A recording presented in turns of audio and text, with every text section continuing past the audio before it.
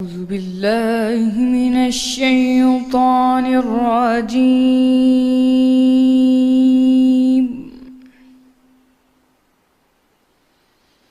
بسم الله الرحمن الرحيم.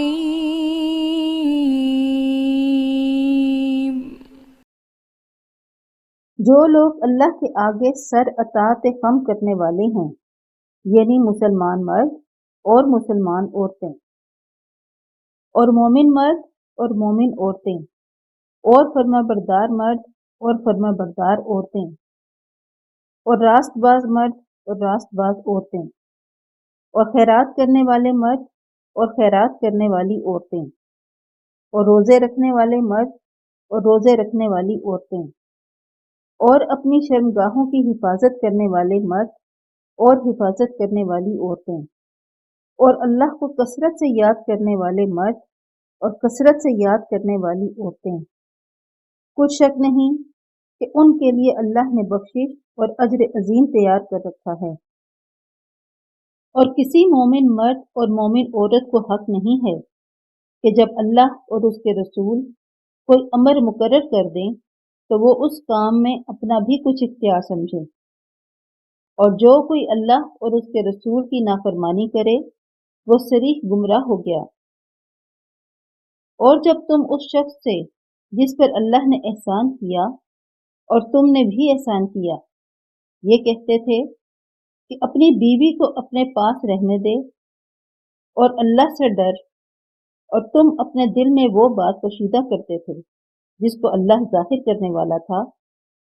اور تم لوگوں سے ڈرتے تھے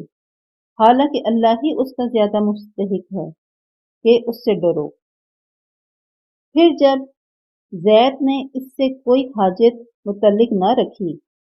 یعنی اس کو طلاق دے دی، تو ہم نے تم سے اس کا نکاح کر دیا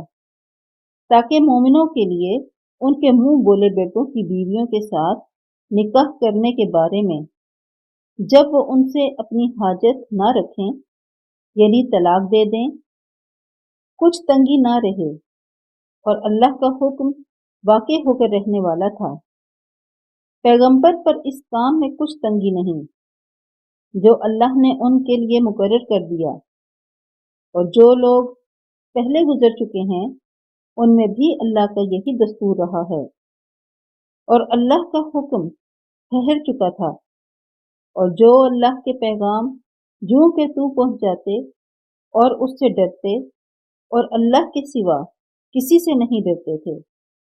اور اللہ ہی حساب کرنے کو کافی ہے۔ محمد تمہارے مردوں میں سے کسی کے والد نہیں ہیں، بلکہ اللہ کے پیغمبر اور نبیوں کی نبوت کی مہر یا خاتم النبیین ہیں، اور اللہ ہر چیز سے واقف ہے۔